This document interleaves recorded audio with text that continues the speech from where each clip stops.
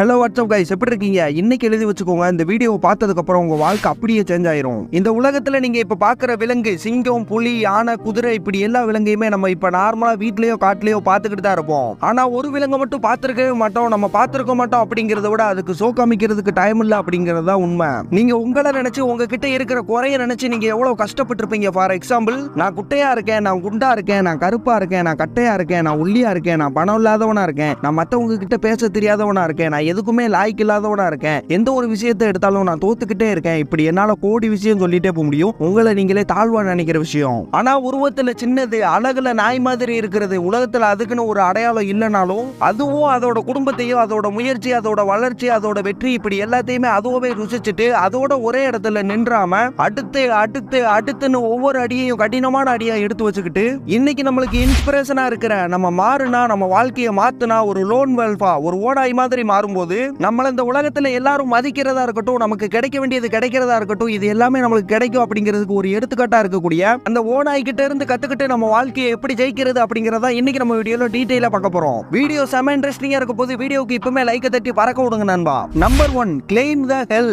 எப்பயுமே உங்க வாழ்க்கையில நீங்க ஒரு மலை ஏறினதுக்கு அப்புறம் ஜெயிச்சிட்டோம் அப்படின்னு ஒரு தலக்கணம் இல்லாம அடுத்த மலையை தேடி ஓட ஆரம்பிச்சிடணும். என்ன சொல்றேன்னு புரியலன்னு நினைக்கிறீங்களா? நீங்க உங்க வாழ்க்கையில அடையவே முடியாதுன்னு நினைக்கிற பெரிய பெரிய அச்சீவ்மெண்ட்ஸ் அச்சீவ் பண்ண பிறகு உங்களோட சாதிக்கிற வெறியை குறைச்சிக்காம உங்களோட பயணத்தை தொடர்ந்துகிட்டே இருக்கணும். ஓனா எப்பயுமே மலை ஏறும்போது இதான் நம்ம வர வேண்டிய இடம்னு ஒரு இடத்தை பிக்ஸ் பண்ணி வச்சிருக்காது. அது எவ்வளவு உயரத்துக்கு போனாலும் சரி, அடுத்து அதிகமான உயரம் என்னவா இருக்கும் அப்படின்னு அதோட தொலைநோக்கு பார்வையால பார்த்துக்கிட்டே தான் இருக்கும். அதோட பயணத்தை என்னைக்குமே நிறுத்தவே நிறுத்தாது. அதே மாதிரி தான் நீங்களும் உங்க வாழ்க்கையில அச்சீவ்மெண்ட்ஸா இருக்கிற மலையை ஏறும்போது பல தடங்கல்கள் வரலாம், பல கரடுமுரடான நண்பர்கள் உங்களை தடுக்கலாம். இது எதையுமே பொருட்படுத்தாம நீங்க அடையணும்னு நினைக்கிற லட்சியத்தை விடாம போராடுங்க. உங்களோட லட்சியத்தை என்னைக்கு நிறைவேற்றுறீங்களோ அன்னைக்கு அந்த தருணத்தை உங்க கஷ்ட காலத்துக்கு வந்த வெற்றியா எடுத்துக்கோங்க. இந்த வாழ்க்கையை உங்களோட வெற்றி இலக்க வச்சு வரவேற்று பழகுங்க. நீங்க உங்க விடாமுயற்சியை என்னைக்குமே நிறுத்தணும்னு நினைக்காதீங்க.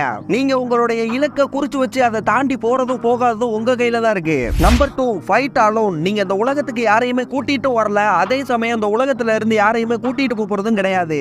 இந்த தருணத்துல நீங்க யாரையும் நோக்கி ஓடாம உங்களை நோக்கி மட்டும் ஓடணும். எந்த ஒரு விஷயமா இருந்தாலும் சரி, நீங்க தனிச்சு என்னைக்கு ஒரு காரியத்தை முடிக்கிறீங்களோ அன்னைக்கு தான் இங்க எந்த ஒரு பயமும் இல்லாம, பதட்டமும் இல்லாம, எந்த ஒரு கொள்கையும் இல்லாம ஒரு பெரிய ஜாமவானா வளர்ந்து இருப்பீங்க.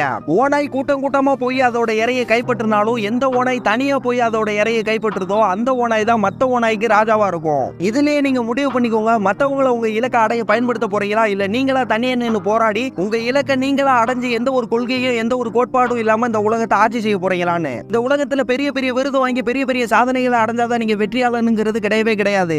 என்னைக்கு யாருடைய தயவுமே இல்லாம நீ சொந்த காலில் நின்று ஒரு விஷயத்தை நீ முயற்சி செய்யறியோ அன்னைக்கு தான் அந்த உலகத்திலேயே நீ ஒரு சாதனையாளனா மாறுவ.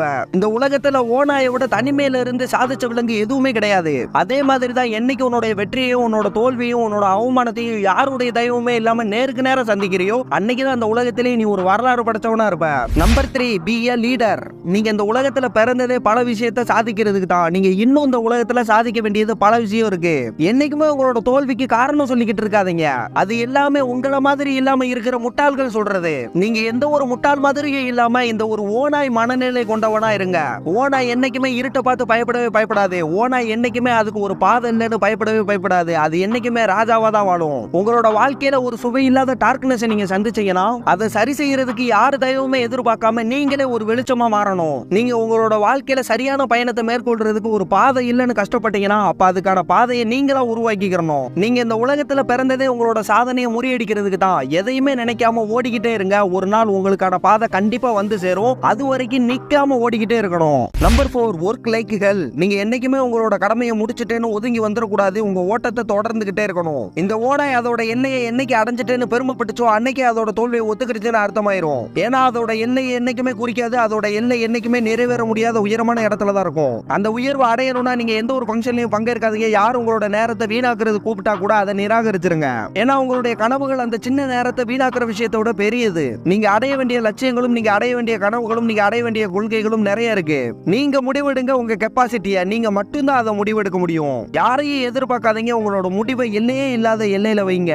அப்படி வைக்க முடிஞ்சா உங்களால எதையுமே சாதிக்க முடியும். வாரத்துல 6 நாள் ஒர்க்கிங் டைம்னு யார் முடிவெடுத்தா? நீங்களா நானா? யாரும் கிடையாது. ஏன்னா அது என்ஜாய்மெண்ட் மட்டுமே விரும்புற ஒரு முட்டாள் அசட்டுத்தனமா எடுத்தது. அந்த முட்டாள் சொன்னது எதுவுமே நமக்கு கிடையாது. அந்த மீதமுள்ள ஒரு நாள் உங்களோட உயர்வுக்கான நாளை எடுத்துக்கோங்க. அதை எந்த ஒரு என்டர்டைன்மெண்ட்டுக்கும் ஒதுக்கிறாதீங்க. ஒரு நாளை என்னைக்கு நீங்க ஃப்ரீ ஹவர்ஸ்னு முடிவு எடுக்கிறீங்களோ அப்பமே நீங்க உங்களோட தலைவனாகிற தகுதியை இழந்துடுறீங்க. வரலாற்றை புரட்டி பார்த்தா எல்லாருக்குமே இந்த கேளிக்கை அப்படிங்கிறது ஒரு பெரிய விஷயமா தான் இருக்கு. என்னைக்குமே வாழ்க்கை மேன்மை அடைய இது உதவி செய்ய போறது கிடையாது.